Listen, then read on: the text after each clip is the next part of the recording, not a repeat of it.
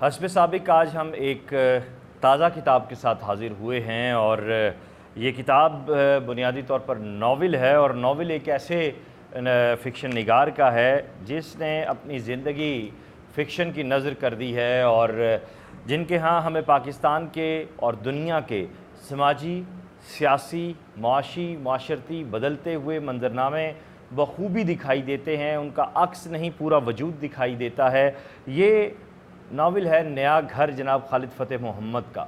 खालिद फ़तेह मोहम्मद की कहानियाँ हों या उनके नावल हों, उनमें बुनियादी जो चीज़ हमें दिखाई देती है वो किरदार और कहानी का बयानिया दोनों का बहुत मजबूत होना है और यही चीज़ किसी भी फ़िक्शन निगार के यहाँ उसको कामयाब भी बनाती है और नाकाम भी करती है। शहर मदफून जैसा बड़ा नावल तख्लीक किया जनाब खालिद फ़तेह मोहम्मद साहब ने।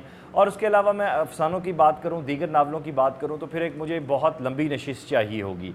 लेकिन नया घर, हम जिस नए मौजू को तलाश कर रहे हैं अपने इस नावल की रिवायत में कि क्यों उर्दू नावल निगार सेक्स से, तारीख़ से, मज़हब से हट कर नहीं लिख रहा, तो आज ये नावल हमें उस सवाल का जवाब दे रहा है।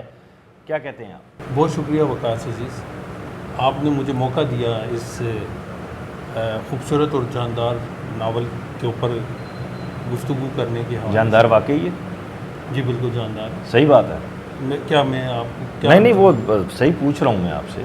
देखिए, जानदार ऐसे ही है। आप देखें अभी मौजूदा हालात देखें। हाँ, फिक्शन शिकस्त रीख, बिल्कुल टूट फूट है, शदीद किस्म टूट का शिकार है माशरा, ठीक है।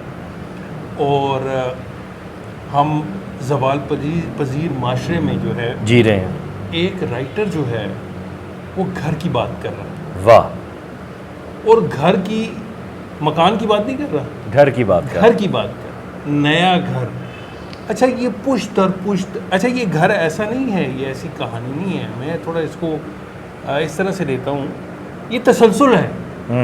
ये घर का, घराने का तसलसल है, फैमिली का, किरदारों का तसलसल है।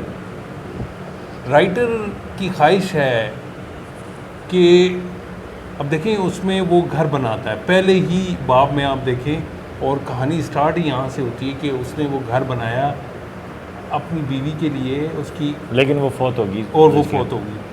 और फौतगी का भी देखें ना, इस्तियारा देखें कि क्या बताना चाह रहा है। आप इसको इतनी पढ़ते हैं, इस पर आप जितने सवाल करें मैं बोल सकता हूँ। देखें, इसको इस तरह से लें, पहले नंबर 1 कि पाकिस्तान बनता है और वाह वाह वाह वाह वाह, बहुत खूबसूरत बात है।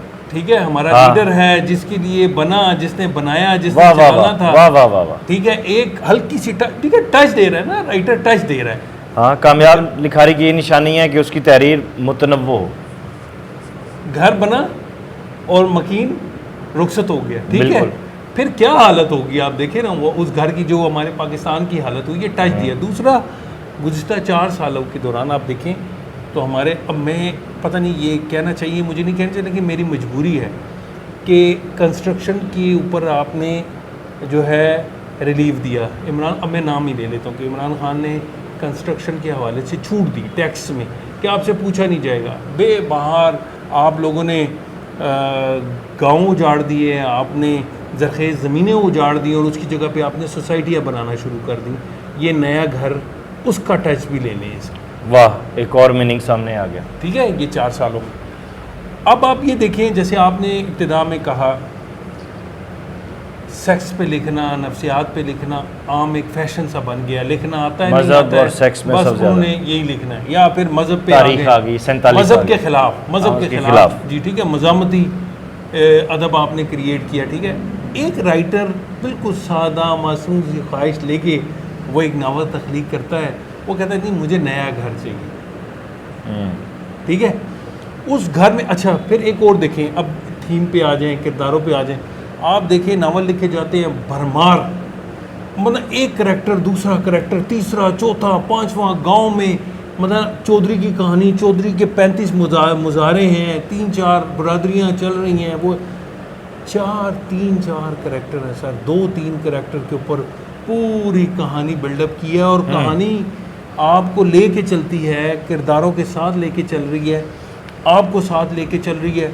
कोई यानी बयानिया इंतहाई मजबूत है और मजबूत और मरबूत भी है, मरबूत भी है, मजबूत भी है और मानी खेज भी है। वाह, आप देखिए मन्नान का किरदार आपको कैसा मन्नान लगा? जो है, अच्छा फिर नाम उन्होंने जैसे चुना, फिर इस्तियारा चुना, फिर नई नस्ल कैसी, अच्छा देखिए वो मन्नान जो है वो उसकी ज़हनी और नफसियाती बालिदगी पे भी बात कीजिए। देखें, पहले ये देखें कि वो तन्हाई का शिकार हो गया है।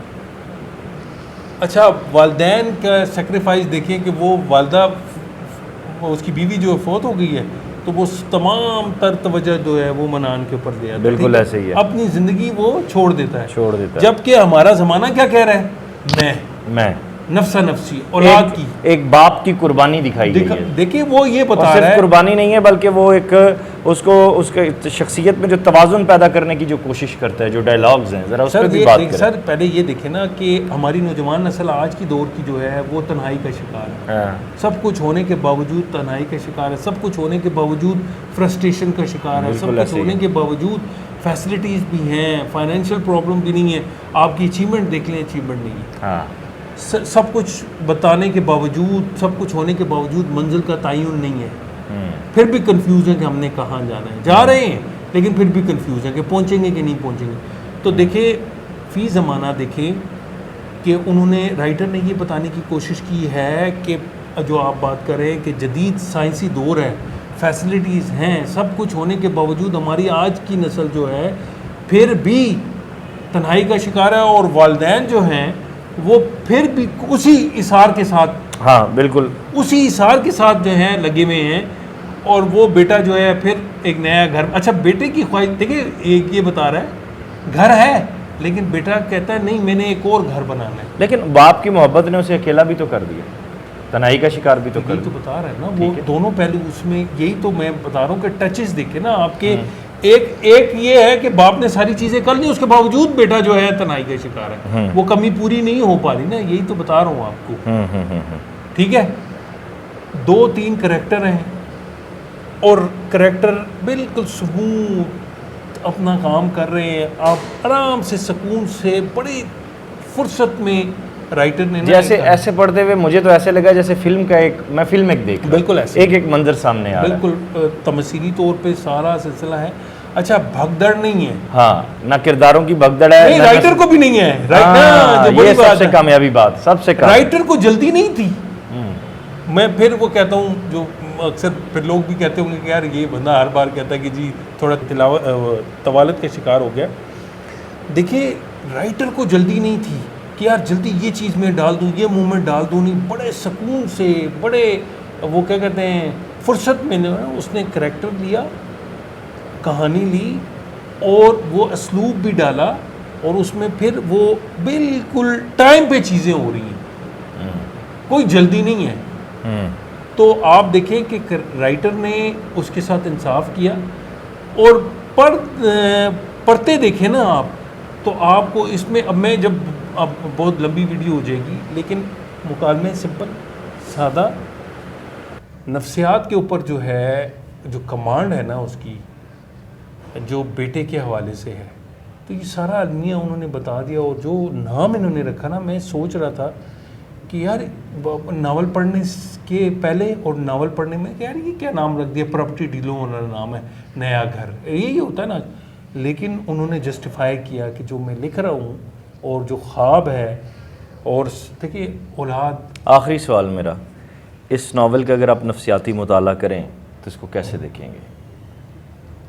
बेसिकली अगर देखा जाए तो एक वो सिंगल पेरेंट की ये कहानी है, बिल्कुल ऐसी, और सिंगल पेरेंट चाइल्ड जो कहानी है, इसमें उन लोगों के लिए भी बहुत बड़ा सबक है जो एज अ सिंगल पेरेंट अपने बच्चों को पालते हैं कि उन्हें अपने बच्चों को बिल्कुल अपने आप को उनके ऊपर हावी नहीं कर देना चाहिए, उन्हें एक आज़ाद ज़िंदगी देनी चाहिए कि वो अपने आप को ग्रो करें। बिल्कुल ऐसे। देखो वकास अजीज़, ये मैं यही कह रहा हूँ कि ये छोटा नावल नहीं है, ये सिंगल पर्थ का नावल नहीं है। अभी आप जो बात कर रहे हैं, अब मैं आपको बताऊँ, ये नया घर जो बना रहे हैं, जिनकी ख्वाहिश है वो भी है, और बजाते खुद वक्त ये भी है जिनके पास नहीं है उनको भी बताया जा रहा है कि देखिए तुम्हारे लिए, तुम्हारी औलाद की, मैंने उसके पास घर है लेकिन उसकी और टेंशन क्या है, औलाद की टेंशन आ गई ना, तो वो बैक वक्त ये भी बता रहा है कि देखिए घर ज़रूरी नहीं है, औलाद ज़रूरी है। वाह, ये बहुत अहम बात है। और बहुत शुक्रिया खालिद फ़तेह मोहम्मद साहब, आपने